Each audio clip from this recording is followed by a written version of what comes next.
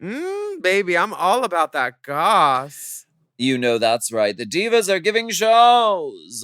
Beyoncé is back on the road and the rodeo is full of fringe.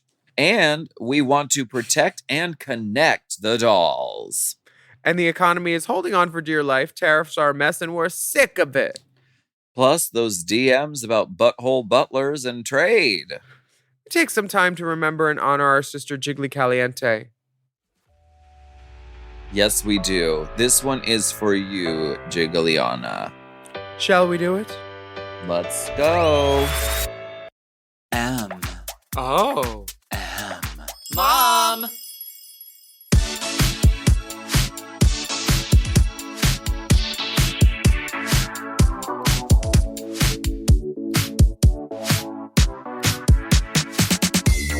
Mama. It's a very special time. Baby, mama. Mama, baby. Mama, baby, grandma, baby. Baby, you're not my mama. Mama, Baby, I'm not your baby. Baby, you can't mama the doll.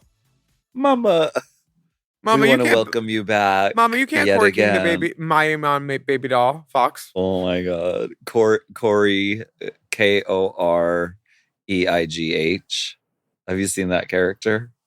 Koreigh.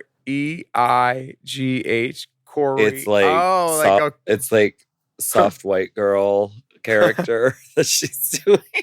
Does she wear an ankle boot and have like a cardigan throw? Yes, she literally is, and like a hat like with flowers, like very like shops that. at Anthropology. She's very Maya. The non-passable doll. Oh my God. Well, we are back, and this is another steaming, piping, scalding serving of Hot Goss. This is our weekly chat show where we talk about events in our lives, gossip and politics, and take a deep dive into the DMs. Ooh, so girl. let's go ahead and get into some Hot Goss. That's Hot Goss. Tell me about Cowgirl Carter. Honey. So she got on stage at around 8:30. Parking was $100. One water and a tequila soda, $28. Not terrible. That's actually not bad at all. No, it wasn't. Yeah. For the drinks. I mean, the parking that's a little exorbitation. Yes, very much so. But happy to be there. Out of pocket. The show itself was phenomenal. I don't know if I liked it better than Renaissance 1, but she did, like, I feel like every country song off the country album, Cowboy Carter, she had, I think I counted 8 or 9 outfit changes. Wait, let me see. She started in the white Mugler with all the fringe. That was all white Mugler. And we saw it the first night. We were so lucky. This is fringe. This is for me. Clean white Mugler fringe. Ugh. And then she threw that jacket. She threw it on the ground. Don't do that old act. Don't do that old act where you throw the duster on the floor. What privilege. So she had the white outfit, the denim outfit, the other denim and white outfit, the gold outfit, the red outfit, the light up outfit, the bronze sequin outfit that Rumi came out in. Oh my God. When Rumi came out, I blinked and then I was like, she got all of her children on the stage. And let me tell you about Miss Beyoncé. She can hit the dance breaks, but now she's got a daughter who looks almost a lot like her if you squint. And then she's like, "Nah, I'm gonna let the baby dance for you. I'm gonna let the baby dance." She does all the Blue Ivy hits all these dance breaks, killing it. I saw the clip of Blue Ivy, and she turned. She's turning the party. And then Rumi was just so happy to be there, and like, I feel like who's Rumi? Rumi is her second daughter. Oh, how old is Rumi? I'd say she's maybe like 7 or 8, maybe. She was cheesing out. She was so happy to be there with her mom. The joyful energy took over her body, and she started jumping and doing the hand thing. And like her mom was just like so proud of her. It was so nice to see. And the outfits. I think she had like 20 dancers. She had so many dancers. And she had this giant flying horseshoe that she would just get on and then fly around the stadium. I didn't even see them buckle her in. I don't know if she has magnets in her booty and she's fastened to the seat, but she just jumped on, flew through the air. She is fearless. She does not care. That hair. Oh. The unit is united. Oh my God. This was such a good show. She had no guest artists. We all thought, well, I thought that there was a moment on stage where there was like a desert and then there was a phone and I thought she was picking it up and I thought it was going to be telephone, but it wasn't. But there's speculation regarding this because many people are calling this a tease of Telephone Part 2 because in it, there's an interlude in her concert where she's wearing the short Betty Page bang. With the bang. Yeah, that's when we all thought. And she walks into a room and the only sound is a telephone ringing and then she picks it up. Now, I don't know what happens after that because that's the only clip I saw. But not telephone. That's what doesn't happen. Telephone 2 could be Telephone Part 2 could be coming. Yeah, I feel like it's on the Renaissance 3 rock album. Now is the fucking time. The way you blowing up my phone won't make me leave no faster. Don't call tonight. Do you feel as though the filmmakers who made the Telephone 1 video just put to be continued at the end to be campy and they never intended to make a part 2 and now the gays are feverishly pounding at the door asking for part 2 and they're like, girl, we got to do it? I'm not sure because the Telephone movie is very like of the Kill Bill Grindhouse era where it says that kind of like scrolly text and cards. Very. I don't know if they She's ever in the pussy wagon. Yeah, it's something that I would like. I feel like I can die happy once it does come out or die with a smile. Oh, wow, it all comes back. Did Beyoncé have a flying car? Yes, she did. Well, it was like, yes. It was definitely a flying car. She got in and out of that a bunch too. The flying car does not come by stage left. So if you're going to get tickets last minute, because none of the shows are sold out yet, there's plenty of opportunities for tickets for like $30 online right now, day of walk up. That's at SoFi anyway. There is a car that drives around the whole stadium in the air. It does not hit. If you're looking at the stage, your left side is like where the car does not come. And the horseshoe doesn't come over there either at SoFi. But it was, I could see her fine. I was happy. Like, I think Matt and I are going to go when we get back to LA. Like the night we get back to LA. It's 1,000% worth seeing. I think this is the third time I've seen her. This show was so tight. And then when she busted out Diva started and we all went crazy. And then we heard dun, dun, dun, dun, dun, dun, dun. And we went left. Girl. We thought she was about to do Say My Name. She just had the little interlude when like the people mover thing where she was just standing on it, just flipping her hair. Just dun, dun, dun, dun, dun, dun, dun. Could you imagine? Is that Bill's? Oh, that was Bill's, not Say My Name. I'm sorry. But like that era, like the power she has. It's, you know what it is? It's when you listen to the artist that was like on the radio, when you had the power to change the radio station and you were in your car. And like Beyoncé is that for me, you know?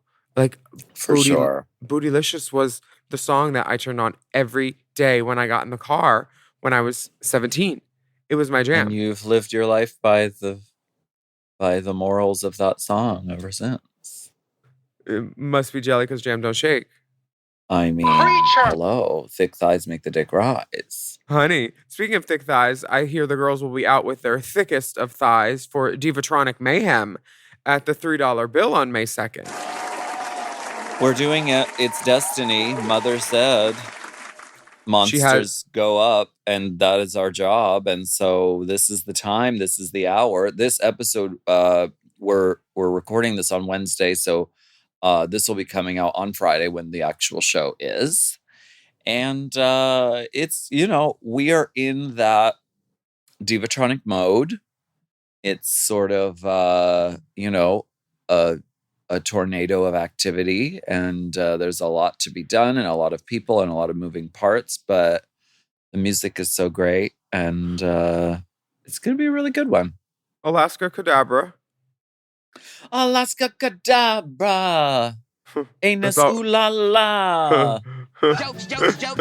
Rectum pound cake fa. I feel like you could do a whole do re mi fa sol la ti do with just Alaska Thunderfuck'em isms. Oh, for sure.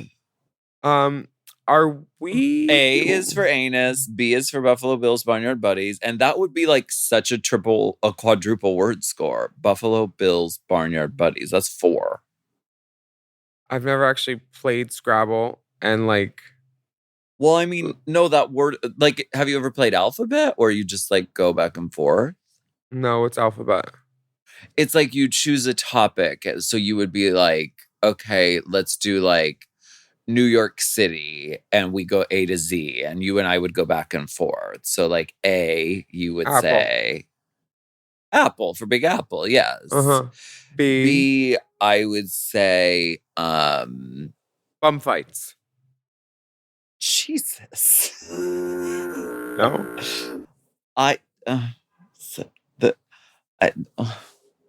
I don't know. B. What a fun game. Big Apple. I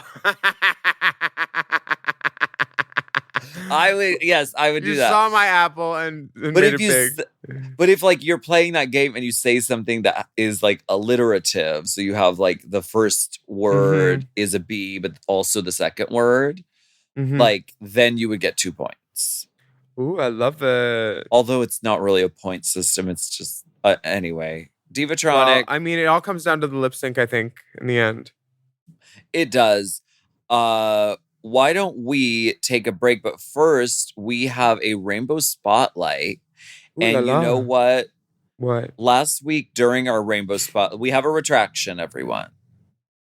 Last week during our rainbow spotlight, for some reason, Warren G played on the pod instead of Tammy Brown's song. So we'd like to fix that and actually play Tammy Brown's song Ethereal now. So this is actually Ethereal by Tammy Brown. Let's take a listen for real this time. It was very strange to have Warren G trying to regulate and mount up. I was like, what is... That's Tammy Brown? You know, Tammy experiments with different sound and, I mean, she is from the LBC. Exactly. We'll be right back. Got a little lover, need to let you know. I'm writing him a letter, cause I gotta let him go. I wish that I could do it, but I simply can't. Cause your love's coming down on me like an avalanche. The road is rocky, and the rhythm is smooth. Clouds have parted, and I'm gonna make my move. The sun is shining, Jupiter and Mars. We look to the heavens, and there we are. I think I'm falling, and I need to let you know I'm feeling so ethereal. There's something about this look that makes me lose control. I'm feeling from head to toe. Queen of roses and the queen of thorns. This podcast is brought to you by Squarespace. Squarespace is the all-in-one website platform designed to help you stand out and succeed online. Whether you're just starting out or scaling your business, everybody needs a website. Otherwise, you're just out there making your business happen with what? Word of mouth? No, ma'am. If you've got a passion project that you're starting, if you want to start making drag watches that are purely ornamental, made for the sole purpose of a queen touching her wrist during lip sync when the song lyrics say, time, That idea is brilliant and needs a website. This is why you need Squarespace, because Squarespace gives you everything you need to claim your domain. Showcase your offerings with a professional website, then you can grow your brand and get paid all in one place. Plus, they have integrated SEO tools, which means search engine optimization, I think, so you can show up more often on search engines. And their Blueprint AI design tool, which can get a fully custom website built in just a few steps if you want to do the whole AI thing. Plus, you can connect your socials, set up easy ways for your customers to buy your products, and even schedule appointments with you. It's all right there on Squarespace. I've scaled a number of businesses in my time, and they have all needed websites because websites just legitimize you, you know? And Squarespace is a great spot for a creative person like me who needs to make a website and has great ideas but doesn't necessarily know the HTML, QRL, TMV of it all, you know? Because I'm not an IT whiz at all. But Squarespace makes it easy for me to select what I want and then put out a wonderful website. And it could be the same for you. You need to check out squarespace.com/drag for a free trial. And then when you're ready to launch, just use the offer code DRAG to save 10% off your first purchase of a website or a domain, which is kind of the same thing. Squarespace.com/drag. Chime is changing the way people bank. They offer the most rewarding, fee-free banking, and it's built just for you. I don't want to interrupt here, but I want to chime in. They're not like traditional old banks that charge you overdraft and monthly fees. Plus, they have thousands of fee-free ATMs. There's nothing more frustrating than added fees when you're just trying to access your own money. Exactly. So with Chime, you are not just switching banks, you are upgrading to America's #1 choice for banking with a Chime checking account. And how about some of these benefits? All benefits here, honey. Get 5% cash back on a Chime card in a category of your choice like gas or groceries. And you get savings that grow faster with 3.75 APY. That's 9 times higher than the national average. And don't forget, they also have Spot Me, which lets you overdraft up to $200 fee-free. We all need to be proactive in our own finances and understand what our money's doing, and banking can be confusing. There's so many hidden fees and policies that are different at each bank, so you have to look out for you, and with Chime you can do that. Yes, God, and don't just settle. Find what works for you and get the perks and benefits that are beneficial to your life. Check out Chime. Honey, I did. I'm a Chime user, and Chime is not just smarter banking, it's the most rewarding way to bank. Join the millions who are already banking fee-free today. Head to chime.com/drag. That is chime.com/drag. It only takes a few minutes to sign up. Chime is a fintech, not a bank. Banking services provided for MyPay and Chime Card provided by Chime Bank Partners. Optional products and services may have fees or charges. Stated annual percentage yield and cashback for Chime Prime only. No minimum balance required. Checking account ranking based on a J.D. Power survey published October 20th, 2025. For more information on APY rates, MyPay, SpotMe, and travel perks, go to chime.com/disclosures.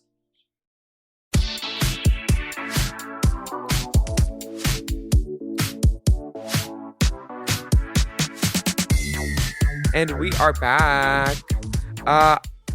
There is a t-shirt going around. It's been going very viral as lots of celebs have been photographed wearing it. It's by American fashion designer Connor Ives. And there's a phrase with love, resistance, and community behind it. And all the proceeds from the shirt go to the Trans Lifeline. It says protect the dolls on it in a classic New Roman caps font.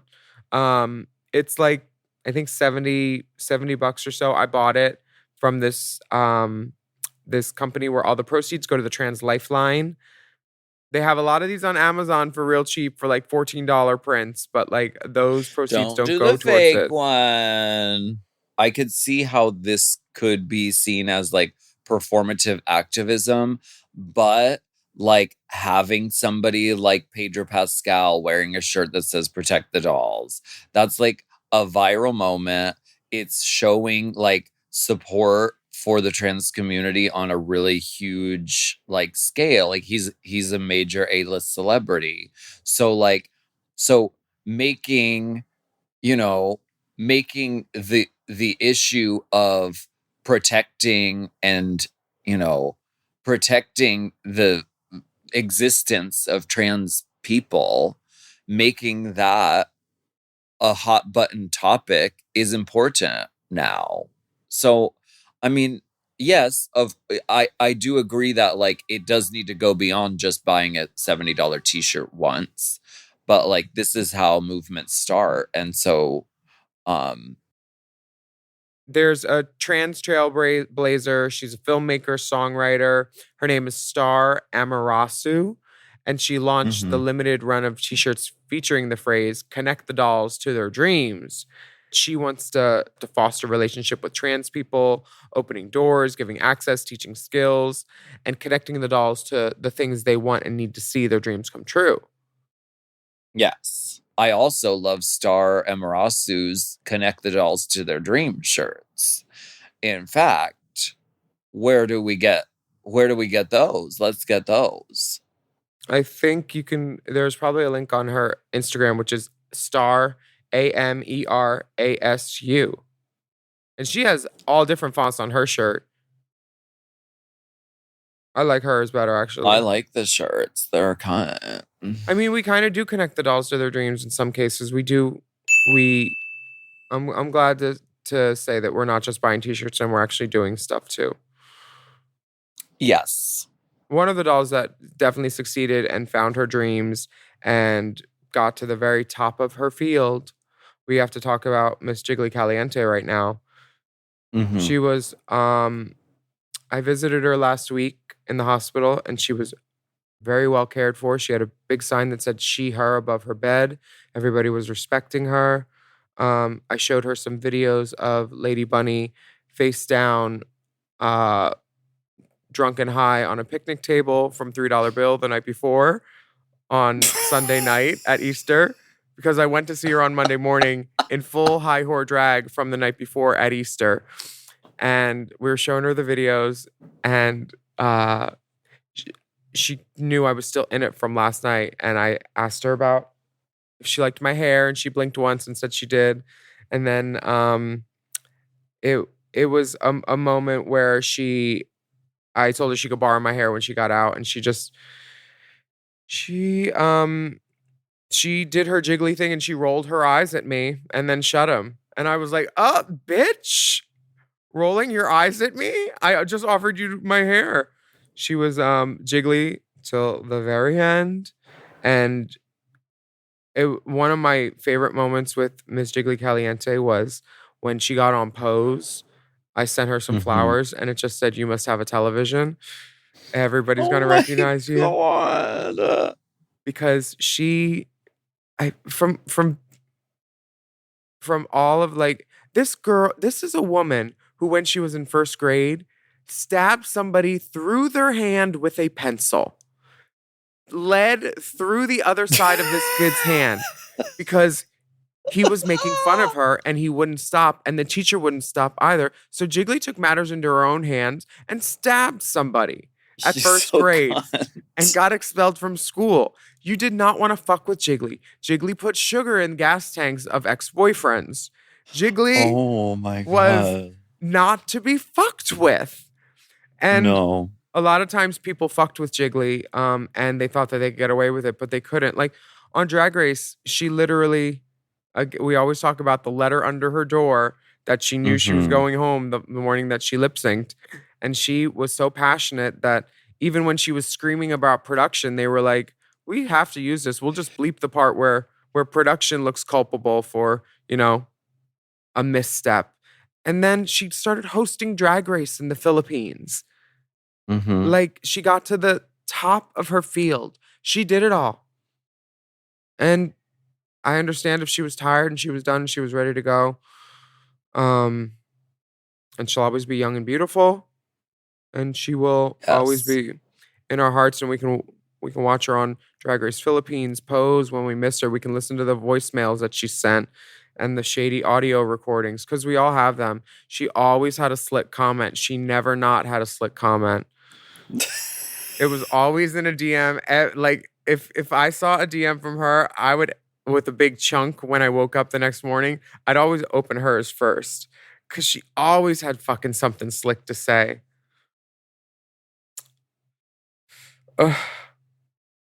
She's I mean, she's an icon. Yeah. She's everything. And I feel like nobody, nobody didn't like her. I just think of her as like such a lovable and like kind-hearted person, and she like has always been that way. At least with me. Maybe not to the boyfriends that she put sugar in their tank. Put a little sugar in their tank. Yes, she did. But something she sent me, and this was a while ago, and I don't even fucking have it anymore, but she sent me the drag mix of Get On Up. And it starts with whatever you want, whatever you need. And then so it starts with I'm Every Woman, the beginning, and then it record scratches, and then it goes, honey, I'm looking too fierce. My eyelashes are slipping off my face. I lost my nails because I was digging around in the chicken pot. And then it has that monologue, and then it goes into Get On Up. But Get On Up has all the whip crack sounds and the thunder crash sounds. Lightning and thunder. And this is the most iconic drag mix, and she's the one who shared the actual file with me, and I will never forget it. Jiggly is one of those girls that she really fucking did it all. She transcended every expectation that you thought. She and I were obsessed. We both had Janet Jackson obsessions. So whenever we were around, we would like bust out like a 5, 6, 7, 8 of Feedback or anything Janet we would put on and jam to. But like she competed in so many pageants. She won the Ms. Universo Latina Plus 2009, of course. Of course.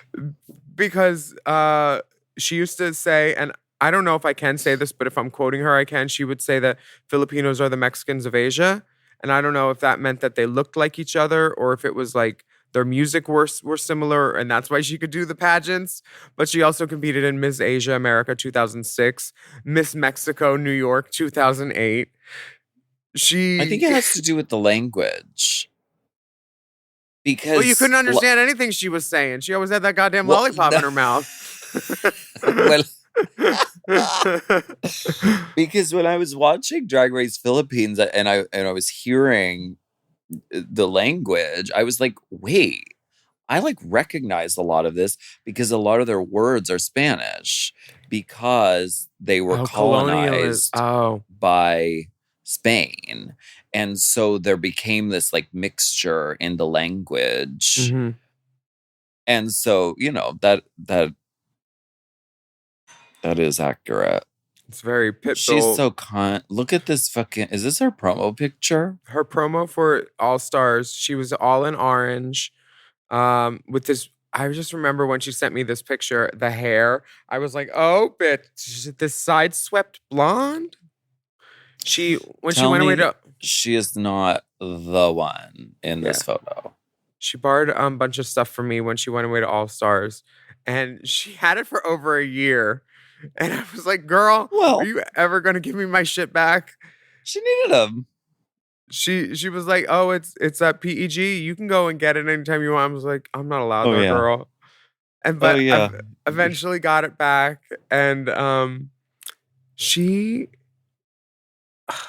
there's so many things I would love to tell everybody, but I can't. Just because the stories are so wild. And I can't say any of them, but like we've all been given the opportunity to create a flower for her. So it could be pinned to her dress and we're all gonna take pride in doing that and send her off in a way that's fitting for a queen like her. And we'll talk about her and uplift her name the rest of our lives. Absolutely. Fuck. We love you, Jiggly. We love you, girl. Let's take a break and we'll be back.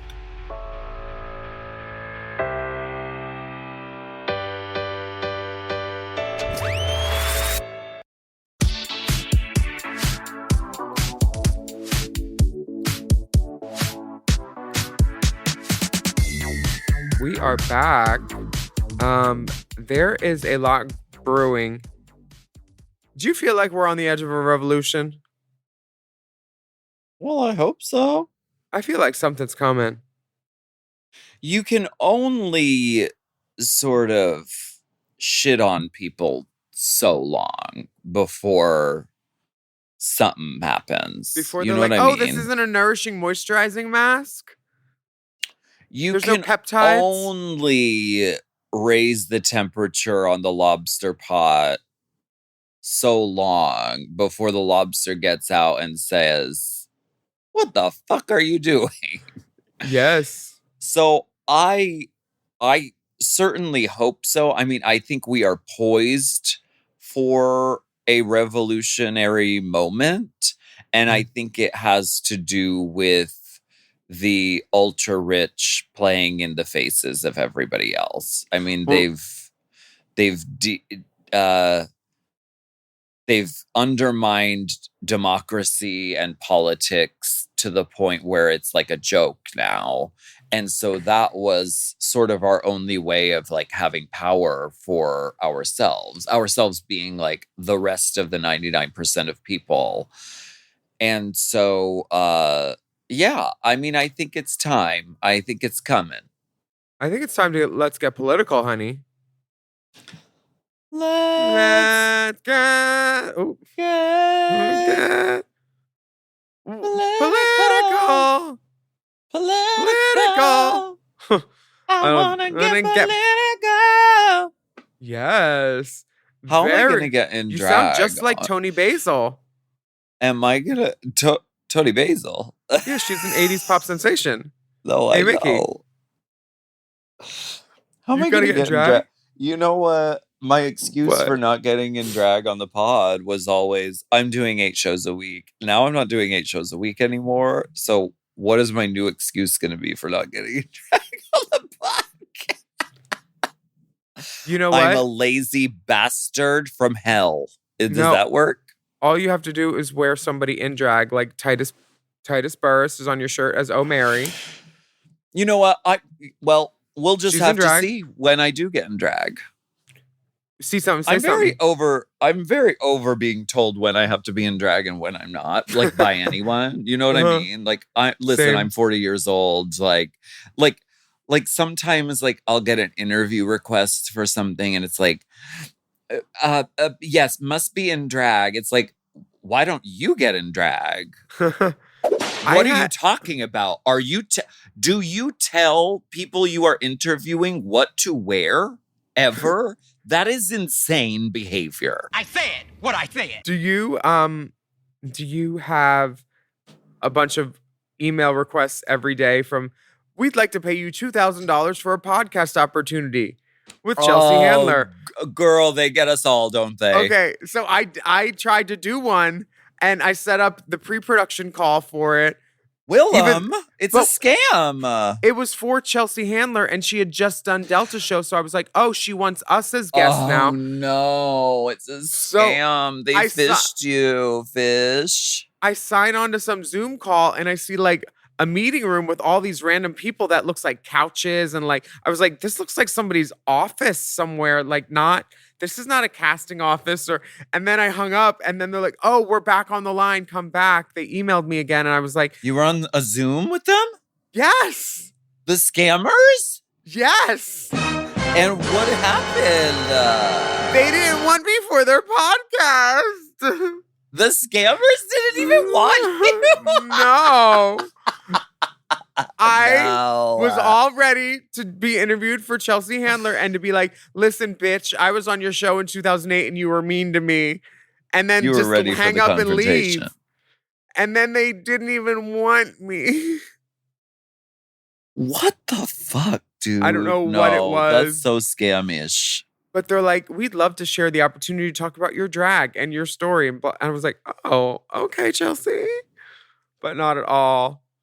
That's RDR no limbs, honey. It was.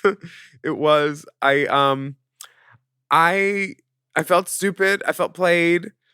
It was very much well, you're not stupid, but I mean it's very, scammers do a good job. That's why it's a whole business. They really do. But at least they didn't get any money out of you. No, they didn't. Yes, we're going to pay you $2,000, but we need a $500 deposit from you just to hold the appointment. That's how they get you. I didn't get that far, but maybe if they listed how much it was for the interview versus how much to pay, like what Amazon is about to do with the tariffs. Because what's going on with this? Do you want to read this from CNN since we're doing Let's Get Political? The White House took aggressive aim at Amazon, with President Donald Trump putting in a call to Amazon founder Jeff Bezos Tuesday morning after the company considered displaying the added costs of tariffs on certain items. Trump called Bezos to complain about reports that Amazon was considering displaying the cost of U.S. tariffs next to prices for certain products on the company's website. Two senior White House officials told CNN. Trump later said it was a good call. Jeff Bezos was very nice. He was terrific, Trump told reporters on Tuesdays. He solved the problem very quickly. Good guy, quote unquote. Punchbowl News first reported that Amazon will soon display how much of an item's cost is derived from tariffs right next to the product's total listed price. The move could directly illustrate to American consumers how Trump's tariffs are affecting the costs of goods. Trump has slapped 145% tariffs on imports from China and a 10% minimum tax on all other countries. The U.S. economy has just had its worst quarter since 2022, as President Donald Trump's significant policy changes unnerved consumers and businesses.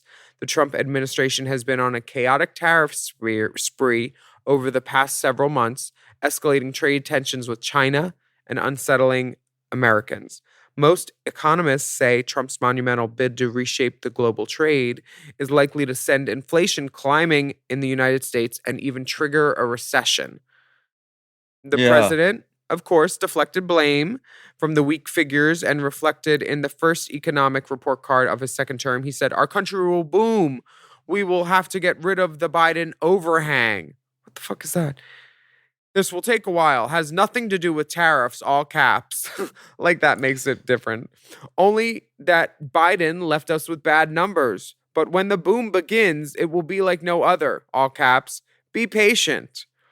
"I don't think we can call a recession from this data right now, but it is a sign that we're on this razor-thin edge where the longer the tariffs remain in place, the more likely we are headed for an economic downturn," which is what a chief economist at Ernst & Young told CNN.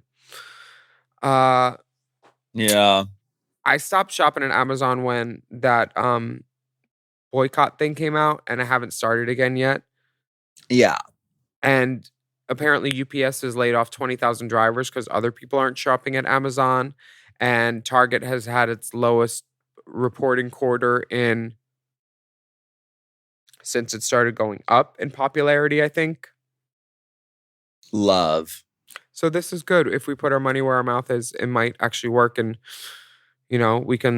we need to learn about the past so we can not repeat it in the future. Learn from the boycotts that worked, like Selma. And I don't know, if people start boycotting Tesla, I feel like Bezos is going to come out with an Amazon car or something.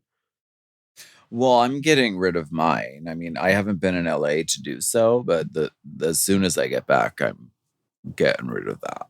And I have to find a different vehicle. I'm not driving around a fascist mobile. Are you kidding? Not I.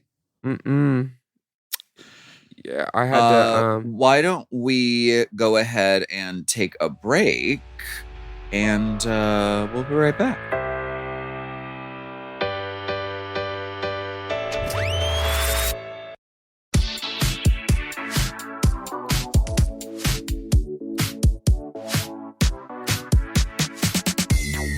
Ooh, girl.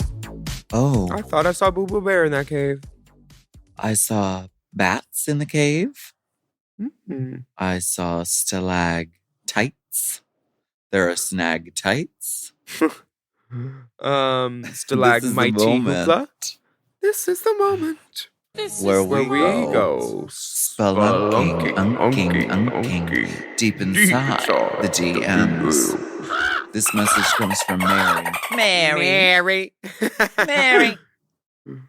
Top of the morning to you ladies. Long-time listener, first-time caller. I want to know what is y'all definition of painting the trade. For the longest time, I thought it meant shitting on the dick. Like a bottom literally painting the top's penis with fecal matter. Sorry, Mom. But after watching a Corey King video on her ranking for season 17 Sisters on who she thinks paints and doesn't paint the trade, I don't think I'm correct. Please help, I'm very dumb and not full of cum. What is painting the trade? Who does the painting? What kind of paint is used? And does the canvas usually know it's being painted on? No drick, as I do not have one, but attached for priority boarding are my average-sized boobicles with disproportionately large areolas and my angry red nipples looking right at the camera. Love the pod. Keep stunting on these hose divas. Mary Fagdalin. Oh, and the picture is not here. Huh. Shade. I'm glad because her nipples were angry and red, and I thought they wanted something the from me. areolas were too much for us to look at. Too much. Okay, painting the trade is shitting on the dick. Yeah, I haven't seen this Corey King video, but is she trying to say like the girls are putting their trade up in makeup, like they're painting them? Because that is not something that anybody wants to do other than. Have you seen the girl online, Jaguar Evermore? No, maybe. Okay, she is this woman that she beats and berates her trade and makes him dress up and say things to the camera, which are like cash pig insulty things. Her name is Jaguar and then Evermore. And her page is crazy. Okay, now I'm with Lydia. Now we already know who would paint the trade. Would Crystal paint the trade? I don't think so. I think one is your clean as a whistle. No, one is you paint the trade. 10, you would not paint the trade. She's like a middle. She's like a middle. I feel like she might have an accident. Yeah, it's about shitting on a dick. Back in the barn. I feel like she paints the trade. I feel like she paints the trade. 4. She paints the trade. I also feel like you paint, but not as much as Sam. Not as much as Sam. I feel like Sam be shitting on the girl. I feel like Anya don't paint trade. No, I don't feel like she'll paint the trade. Joelle is painting the trade. Oh my God. Are you painting the trade? Painting the trade is, like accidentally shitting on, or maybe intentionally. I don't know if it's a glass coffee table involved at a glass cockying situation. What if there was an Agnes parody song, not of Release Me, but of what was I thinking in my head? Does that work? Fecal release. Oh my God. Fecal my duvet. Oh my God. And the popular saying is paint DL trade because, they're, that's paint Republican trade too.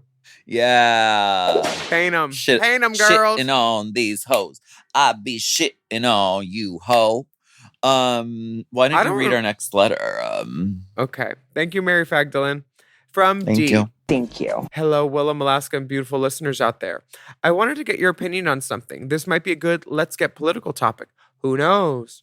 So Coachella happened as I wrote this. This year we saw the likes of queer artists like Trixie Mattel, Vincent, Lady Gaga, Troye Sivan, Billie Eilish, and in the past, Chappell Roan, and the list goes on. However, it's been revealed that Coachella's parent company is AEG Live, which was founded in 1994 and still owned by billionaire Philip Anschutz, who is actively using the money from Coachella towards anti-LGBTQ plus politicians and legislation. His wife Nancy and him have each donated millions of dollars each year to things that harm our community. This came to light in 2018 after Baychella happened, and it brought the festival and couple into the light even more. So, what I want to know is, how do you feel about queer artists performing at venues that harm the queer community and queer influencers, or even rich people who go to and promote venues that harm the queer community? Clearly, they are getting their bag, but in some cases, some of these artists don't even need Coachella to up their career, as they're legends in the industry already. With love, D. Well, D, I can say this. I'm performing in a club in North Carolina next week, and I think it's called Scorpios or Legends. No, I'm Double at Scorpio? not Double Scorpio. I'm at Scorpion on May 10th, and then I'm at Legends in Raleigh on May 9th. And people have been writing in to tell me that one of these clubs is owned by a Republican, and they had somebody in a MAGA hat come in, and they did not remove them immediately, and then that person caused a issue at the show. They wrote into us too, I think, about it.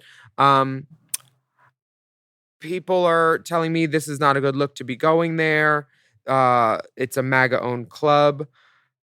Listen, when I go to a club, the club might be making some money, but they're not making like 10 grand, 20 grand, some runaway like cash spree with me. They're going to make a little bit of money. I'm going for the people that bought the tickets to entertain them. And I will be on the mic talking about how I will never be coming back there and how I will be donating my tips to like a local area, Democratic or trans or something, because I didn't know what kind of club this was when I booked it, but I'm not going to cancel the club and cancel on all these people who this is their only gay outlet in their town or whatever. So I will be there. Yeah. And I hope that people will come out to see me. This happens. We have to work for people that we don't want to work for all the time because we haven't built the stages and we don't own them. I don't know who Philip Anschutz is, but the top of a lot of pyramids are people that we would not want to hang with otherwise in this world. Yeah. That's unfortunate. Thank you for letting us know and reminding people. I mean, it seems like one of those issues that like it pops up and everyone's talking about it and then it kind of goes away. But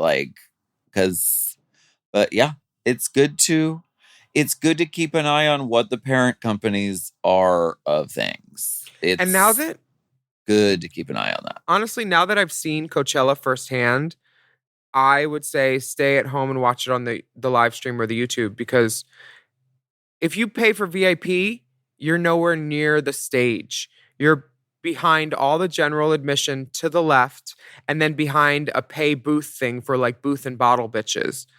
It's crazy. Your VIP is just to get in, and it's for the convenience. It's not for proximity at all. And it's the Burning Man I've been to 3 times. It's a lot more moving parts, and it was run so much better. This logistically is a nightmare. No one knows where anything is. You ask about entrances, they don't know. Parking is a nightmare. The walking, why would you have this dirt road with these giant rocks with no light, with people falling, shoes breaking? It was so poorly organized. The fact that VIP and GA go in different things, so it separates friend groups, and then you have to like walk a mile to meet. You have to get food in one line and beverages in another line. You can't even buy a non-alcoholic drink at the food things. So you have to like, getting food can be like a 40-minute ordeal to get a drink to go with it. It was insane how it was organized. I will never go back unless one of my friends is performing and I have an artist pass, like Jade or whatever.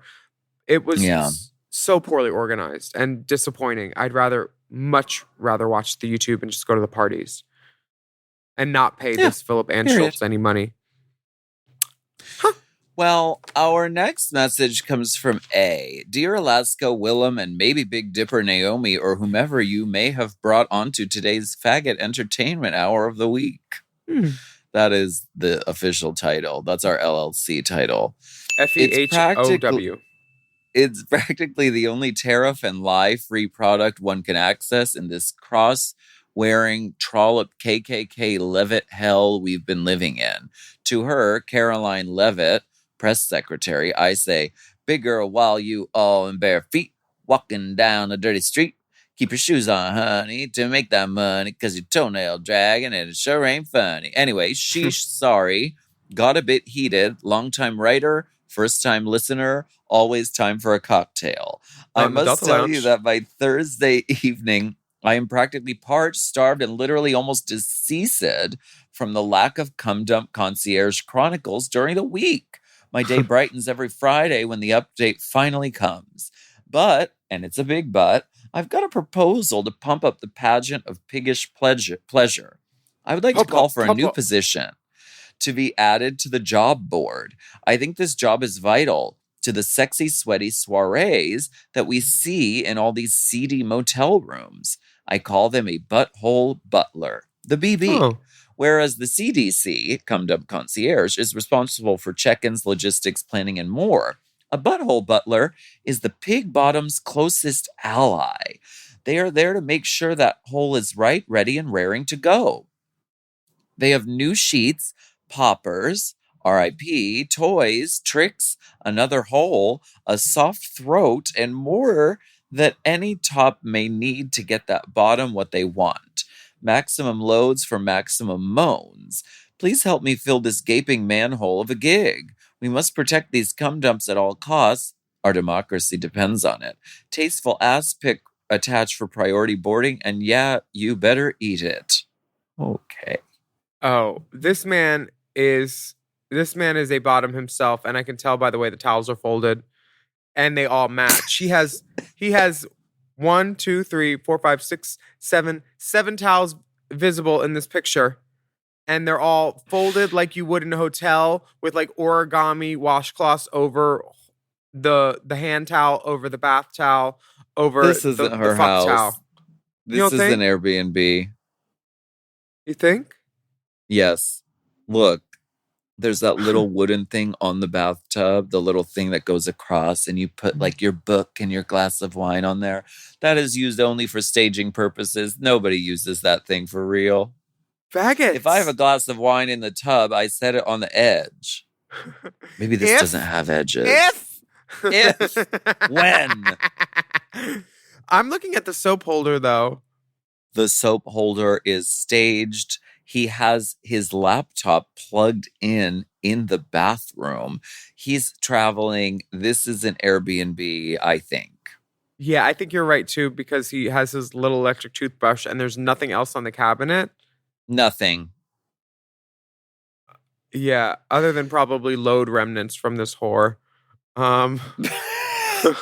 She's doing the most with this message, I have to say. I mean, he just wanted to show us his ass. It just really, there's so much going on that I just have no idea. Like, he literally wrote the references to Drag Race. Gaping manhole of a gig. I think this is Butler. I think this is too many people in the room at the cum dump. If you aren't participating, it's nice to have the CC, the cum dump concierge. But the butthole butler is just superfluous. I don't think it's needed. You don't need to change the sheets in between each one. Just a light dusting of Britney Spears Fantasy or Butterfly is fine. You know what I think would be a better thing is like a dick washing station. Or what do you call my mouth? Well, because sometimes ATM. Right. I've heard tell that like sometimes in the dark rooms or whatever, somebody will fuck somebody in the ass that they don't know, that they've never met, fuck them in the ass for a little bit, and then like just take their dick and then like be like, oh, to someone else, be like, oh, why don't you suck on this? And like that seems like discourteous. I mean, I'm not even like, it's not like I'm not shaming anyone, but it just seems like, wouldn't you want to be like, maybe let's just have a fresh start here and not have ass juices on the, right? Am I insane? Depends what you're looking for. Depends if you need. Well, yes, it does depend on what you're looking for, because there are people who probably like the ass juice essence, but there's also probably people who don't, who are like, if they're going to suck a dick in a dark room, they maybe don't want it to be like scented with like ass. Yeah, but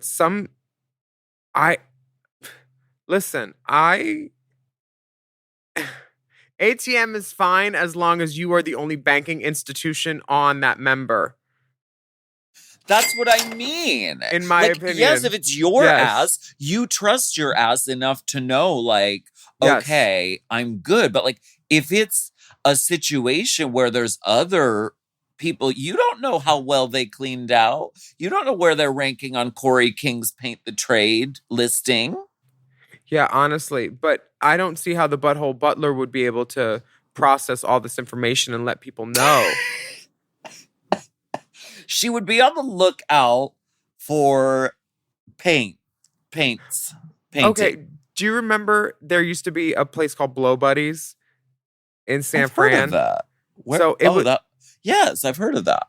It's a place where people go and it's just for oral. If you were caught fucking, you got kicked out. It started, I think, around the time when people got scared of fucking back in the day because they didn't know how HIV was being spread and stuff. So they were just doing oral. There's spots for just that. I feel like sometimes you can kind of tell once you get in there, because in the couple times that I have been atop, one of the times I was like, what?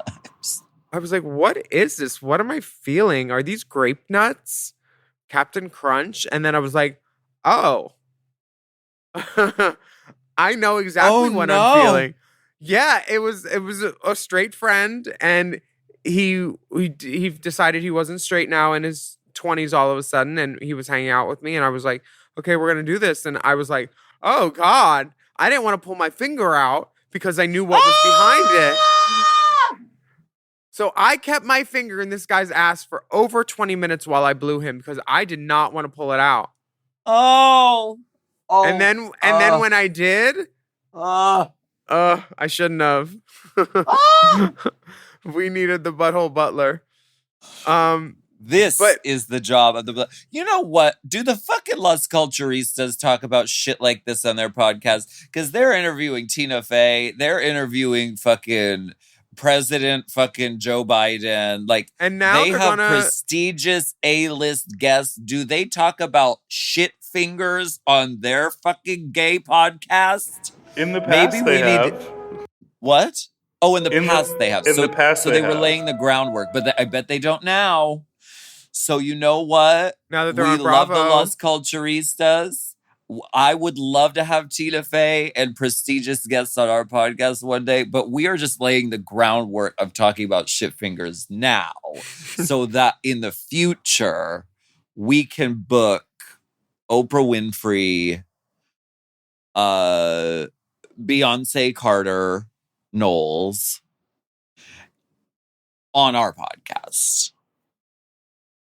Wait, did Beyonce do Las Culturistas? I don't know. Just putting out prestigious names. I read Tina Fey's book, and she talks about theater camp and all of her like faggot friends going to theater camp in high school when she went too, and she calls it basically a young homosexual blowjob academy because all these faggots were doing was blowing each other the whole time. Like 15 and 16-year-old faggots in a college dorm over the summer, they would just be blowing each other. Well, thank you.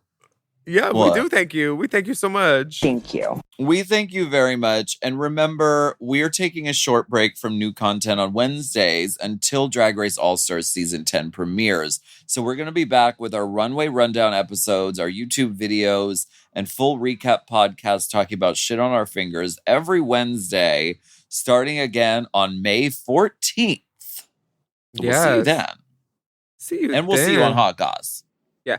And if you miss us a ton, now might be the time to jump over to Mom Plus on Patreon and watch all the backlog bonus episodes we've been making for years.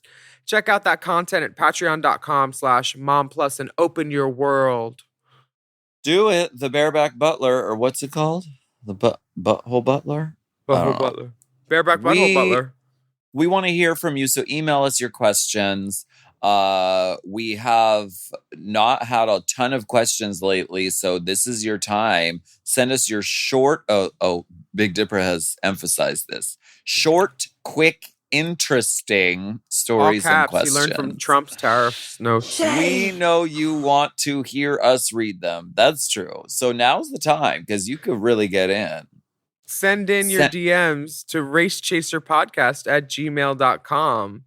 And thank you so much for listening to this episode of Hot Goss. Hot Goss! Remember, please take a moment to rate and review our show on your podcast apps. Hot Goss! Hot Goss!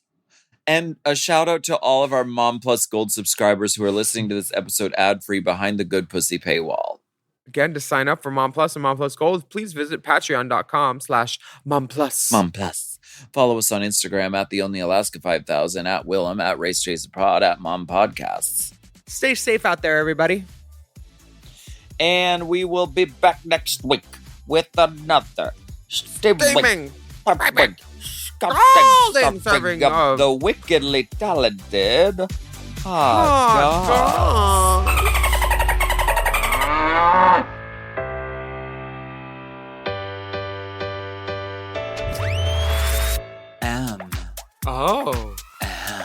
Mom! To listen to Hot Goss ad-free and to get access to all of Mom Podcast premium content, including weekly episodes of Unplugged, check out Mom Plus Gold at mompodcast.plus. Hot Goss is produced by Moguls of Media, a.k.a. Mom. Hosted by Alaska and Willam. Produced by Big Dipper. Editing and sound design by Will Pitts. Our theme song is Twisted by Alaska Thunderfuck. Media and design support by Stone Cold. Executive produced by Alaska, Willam, Big Dipper, Camille Stennis, and Joe Cilio.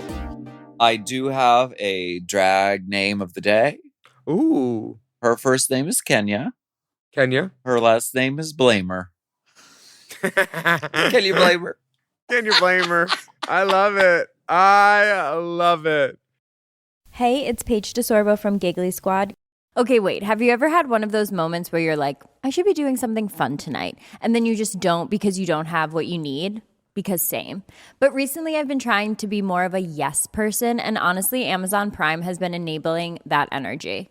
Like the other night, I randomly decided I was going to host a last-minute girls' night, no planning, no groceries, nothing. And instead of spiraling, I just ordered everything I needed and got it that day. Snacks, drinks, even like random hosting things I absolutely didn't need, but emotionally I did. And suddenly it went from maybe next time to yes, tonight. That's what I love. Prime's same-day delivery makes it so you can say yes before the moment slips away. Because let's be real, the only thing worse than a bad plan is a plan you never make happen. Same-day delivery, it's on Prime. Available in select areas, terms apply. So if you're trying to be more spontaneous or just less chaotic, go to amazon.com/prime to find millions of items delivered fast.